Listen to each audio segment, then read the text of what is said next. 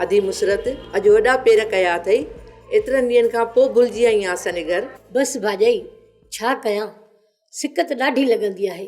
रोज़ चवंदी आहियां त अॼु वञा अधे वार न चकर ॾेई अचां, पर टाइम ई नथो मिले। भेण ॿियो त सभु ख़ैरु आहे नी, माजिद ऐं राशिद बि ख़ुशि हुया? हा दा, उहे बि ख़ुशि आहिनि। बसि वीचारा बचिड़ा सॼो ॾींहुं सोन जे कम में दुकान ते पूरा लॻा पिया आहिनि। अधी मुसरत पारस कीअं हुई? बसि भाॼाई पारस खे आहे मिड़ई ज़िंदगी गुज़ारणी, सो अलाह कंदो ॾुखी सुखी गुज़ारे वेंदी। छो अधी, घर में ॾुखी आहे छा? बसि भाॼाई जीअं इमरान जा पंहिंजी भेण कन थी भरे, उन जे चवण ते थो हले। मुंहिंजी धीअ सां ॾाढा ज़ुल्म थो करे, पारस सां वॾो वेल आहे। छो पर बुढड़ो थियो आहे अधी? पाण में मसात आहिनि, घर में घटि वधाई त थींदी आहे। केरु सम्झाए अदा हिन बरंदड़ भाउ खे? अलाह सम्झाए थो हुनजी।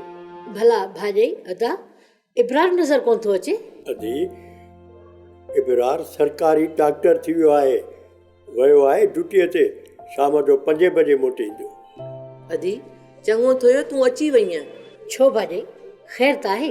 अधी इब्रार खे असां शादीअ लाइ चई बीठा आहियूं, शादीअ लाइ मञे ई कोन थो। तूं अॼु राति हुनखे ज़रूरु मञाईंदीअ। हा अधी, छोकिरी बि जवान थी वई आहे। अॼु गुलाब जा बि ॿार रहंदो ऐं पुट इब्रार जूं ख़ुशियूं बि अखियुनि सां ॾिसी वेंदासीं। अलाए छा हयाती रहूं अलाए न रहूं। अदा अलाह से तव्हांखे वॾी हयाती ॾे, असांजे मथां छपर छांव हुजो। बाक़ी इब्रार अचे त मां हुनखे सम्झायां थी। हा अधी, हाणे असां तोखे कोन छॾींदासीं, तूं जेसि ताईं इब्रार खे शादीअ लाइ न मञाईंदीअ। छो न भाॼाई, इब्रार खे रुगो अचण ॾे, असली हिकु कान ॿुधंदीमांसि। जेसि ताईं शादी जे लाइ हा न कंदो न, तेसी ताईं इब्रार खे ॻाल्हाइण जो वारो ई कोन ॾींदसि। बसि न। ज़ैनब छो किरण काने का सुती पई आहे छा? अञा उथारीस, चांहि वांहि पे। सुती पई आहे तो वारी लाडली, अञा ताईं निंड पई आहे? उनजी तबियत सही आहे न? बाबा अधीअ जी निंड पूरी कोन्हे थी, इन करे सुती पई आहे। हा तबियत त ठीकु आहे तसे। बाबा सेहत जे लाइ एतिरी निंड चङी कान्हे का, तूं वञ उथारीस। न बाबा मूंखे धड़का ॾींदी।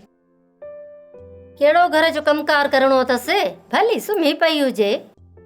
ड्रामा सीरियल सिलसिला मोहब्बतुनि जा तमाम एपिसोड्स ॾिसो हाणे HD क्वालिटीअ में। विज़िट करियो असांजो YouTube channel Sindh TV HD drama. Subscribe कयो असांजो official YouTube channel Sindh TV HD drama ऐं वधीक अपडेट लाइ बेल आइकन खे क्लिक करियो।